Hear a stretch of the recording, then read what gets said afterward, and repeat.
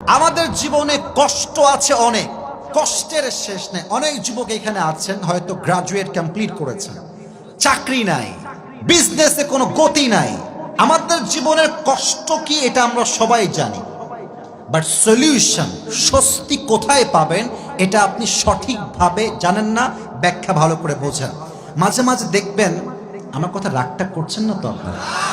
মনে হচ্ছে যে আমি ওই কোম্পানিতে চাকরি পেলেই আমার জীবনটা সেটেল, বাট দেখবেন কোম্পানিতে ঢোকার পরে কোম্পানিটা লস খাইতে পারে কি পারে না। তো আপনি ভাবছেন যে চাকরি পেলেই স্বস্তি, বাট দেখছেন চাকরি পাওয়ার পরে আরো অস্বস্তি বেড়ে গেছে। এক নাম্বার কথা। অথবা মনে করেন আপনি একটা মেয়েকে দেখছেন, মাশাআল্লাহ ইয়ার ये अगर मेरी बीवी बन जाए तो मुझे और क्या चाहिए जिंदगी में। কথা ঠিক আছে?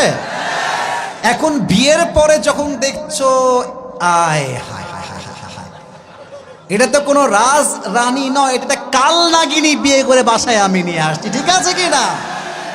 তো তোমার যেটা মনে হচ্ছে স্বস্তি আমার জীবনে আসতে পারে, এটা মাঝে মাঝে তোমার জীবনে স্বস্তি নয় বরং সমস্যাও বাড়াতে পারে, ঠিক কিনা বলো? তো আল্লাহ বলছেন, বান্দা দেখো আমি তোমাকে বুঝাই বলি, স্বস্তি তোমার জীবনে তুমি বুঝবা না, বাট আমি তোমার জীবনের স্বস্তি এমন ভাবে দিব যেই স্বস্তি তোমার জীবনকে ব্যালেন্সড রাখতে সহযোগিতা করবে। সুবহানাল্লাহ পড়েন সবাই। তো স্বস্তির বিষয়টা অনির্দিষ্ট, আল্লাহ যে কোনো বিষয়ে আপনাকে স্বস্তি দিতে পারে কি পারে না। তিন নাম্বার বিষয় খুবই মারাত্মক, এটা ভালো করে বুঝতে হবে। তিন নাম্বার বিষয় যে বুঝবে তার জীবনটা সত্যি খুবই সহজ হয়ে যাবে। ফাইন্না মাআল উসরি ইউসরা। আচ্ছা দেখেন তো শুরুর শব্দটা কি? ইন্না। এটার নাম কি? আমি সবার থেকে, যারা আরবি ভাষা বোঝেন, যারা বোঝেন না, I want the answer from everyone at the same time. সবাইকে বলতে চাই, শব্দের শুরুতে আছে ইন্না। বলেন সবাই, কি আছে? ইন্না হচ্ছে এমন একটা জিনিস, আমি কোনো খুব বেশি ব্যাখ্যায় যাব না, জাস্ট এতটুকু বোঝাবো, ইন্না কোনো একটা বাক্যের সন্দেহ দূর করতে আসে।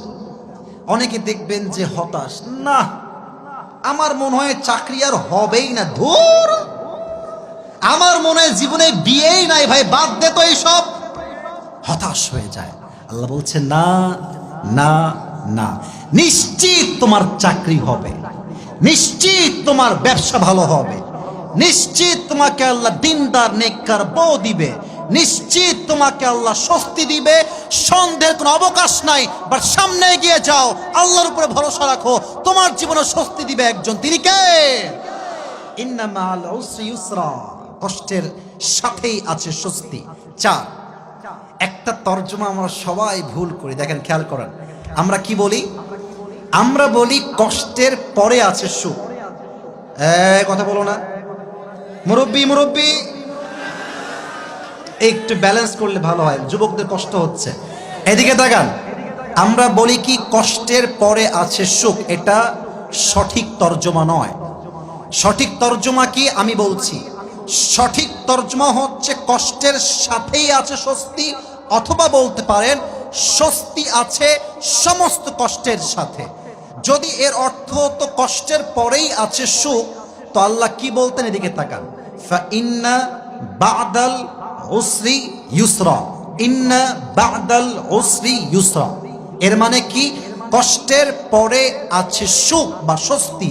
আল্লাহ বলেছেন তা নয়, বরং ফাইন্না বা'দা উসরি ইউসরা নয়, বরং ফাইন্না মাআল উসরি ইউসরা। কষ্টটা সুখের পরে না, বা সুখের পরে কষ্ট নয়, বরং সুখও একসাথে কষ্টও একসাথে। সুবহানাল্লাহ পড়েন।